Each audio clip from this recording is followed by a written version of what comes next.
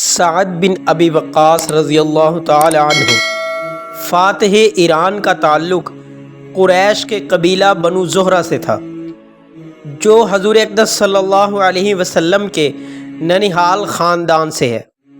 اس لیے آپ رشتے میں حضور اقدس صلی اللہ علیہ وسلم کے ماموں زاد بھائی تھے۔ حمزہ بن عبد المطلب کی والدہ آپ کی سگی پھوپھی تھیں۔ ہجرت مدینہ سے 30 برس پہلے پیدا ہوئے۔ نزول وحی کے 7ویں روز ابو بکر صدیق رضی اللہ تعالی عنہ کے ترغیب دلانے پر مشرف با اسلام ہوئے اور عمر بھر حضور اقدس صلی اللہ علیہ وسلم کے محافظ خصوصی کے فرائض انجام دیتے رہے۔ آپ کی کنیت ابو اسحاق ہے اور خاندان قریش کے ایک بہت ہی نامور شخص ہیں جو مکہ مکرمہ کے رہنے والے ہیں۔ یہ ان خوش نصیبوں میں سے ہیں جن کو نبی اقدس صلی اللہ علیہ وسلم نے جنت کی بشارت دی۔ یہ ابتدائے اسلام میں ہی جبکہ ابھی ان کی عمر 17 برس کی تھی دامن اسلام میں آ گئے اور حضور اقدس صلی اللہ علیہ وسلم کے ساتھ ساتھ تمام معرکوں میں حاضر رہے۔ یہ خود فرمایا کرتے تھے کہ میں وہ پہلا شخص ہوں جس نے اللہ تعالیٰ کی راہ میں کفار پر تیر چلایا، یا ہم لوگوں نے حضور اقدس صلی اللہ علیہ وسلم کے ساتھ رہ کر اس حال میں جہاد کیا کہ ہم لوگوں کے پاس سوائے ببول کے پتوں کے اور ببول کی پھلیوں کے کوئی کھانے کی چیز نہ تھی۔ حضور اقدس صلی اللہ علیہ وسلم نے خاص طور پر ان کے لیے دعا فرمائی، اے اللہ ان کے تیر کو نشانہ درست فرما دے اور ان کی دعا کو مقبول فرما۔ خلافت راشدہ کے زمانے میں بھی یہ فارس اور روم کے جہادوں میں سپہ سالار رہے۔ امیر المؤمنین حضرت عمر بن خطاب رضی اللہ تعالی عنہ نے اپنے دور خلافت میں ان کو کوفہ کا گورنر مقرر فرمایا، پھر اس عہدے سے معزول فرما دیا اور یہ برابر جہاد میں کفار سے کبھی سپاہی بن کر اور کبھی اسلامی لشکر کے سپہ سالار بن کر لڑتے رہے۔ جب حضرت عثمان رضی اللہ تعالیٰ عنہ نے امیر المومنین بنے تو انہوں نے دوبارہ انہیں کوفہ کا گورنر بنا دیا۔ یہ مدینہ منورہ کے قریب مقام عقیق میں اپنا ایک گھر بنا کر اس میں رہتے تھے اور 55 ہجری میں جبکہ ان کی عمر شریف 75 برس کی تھی اسی مکان کے اندر وفات پائی۔ آپ نے وفات سے پہلے یہ وصیت فرمائی تھی کہ میرے کفن میں میرا اون کا وہ پرانا جبہ ضرور پہنایا جائے جس کو پہن کر میں نے جنگ بدر میں کفار سے جہاد کیا تھا۔ چنانچہ وہ جبہ آپ کے کفن میں شامل کیا گیا۔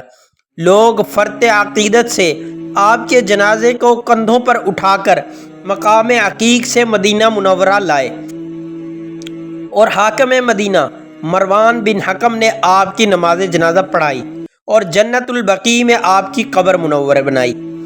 عشرہ مبشرہ یعنی جنت کی خوشخبری پانے والے 10 صحابیوں میں سے یہی سب سے اخیر میں دنیا سے تشریف لے گئے اور ان کے بعد دنیا عشرہ مبشرہ کے ظاہری وجود سے خالی ہو گئی، مگر زمانہ ان کی برکات سے ہمیشہ ہمیشہ مستفید ہوتا رہے گا۔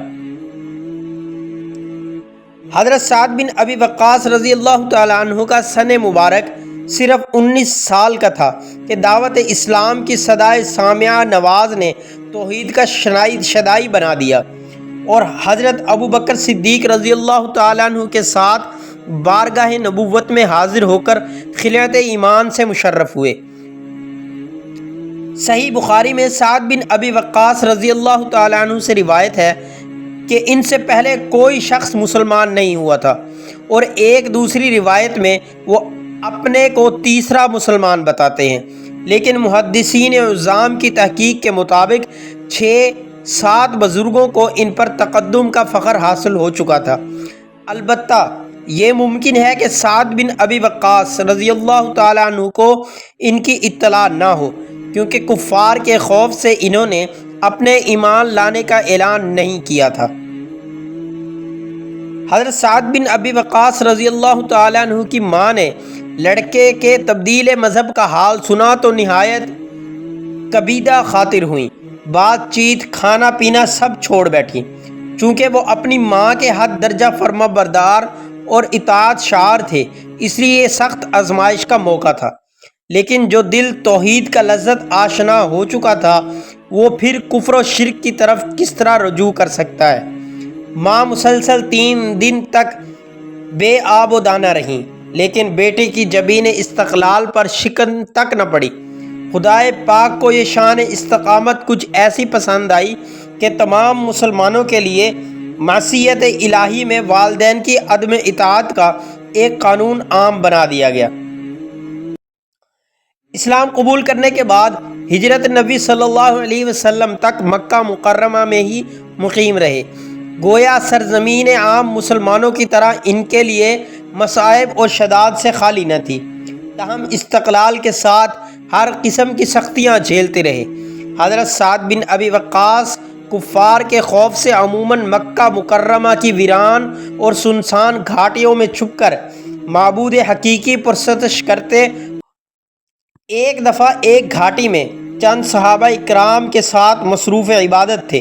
اتفاق سے کفار کی ایک جماعت اس طرف آ نکلی اور اسلام کا مذاق اڑانے لگی۔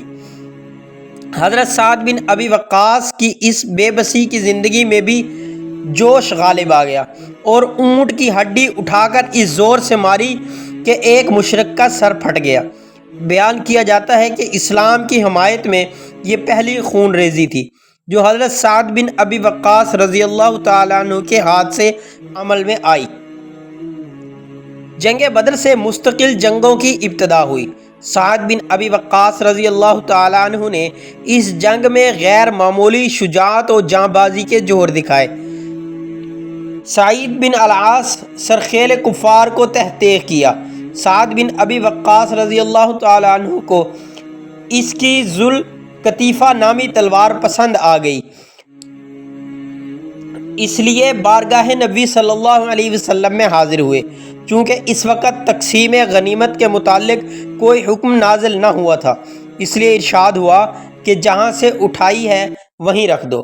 حضرت سعد بن ابی وقاص رضی اللہ تعالیٰ عنہ کے برادر عزیز عمیر بن ابی وقاص اس جنگ میں شہید ہوئے تھے۔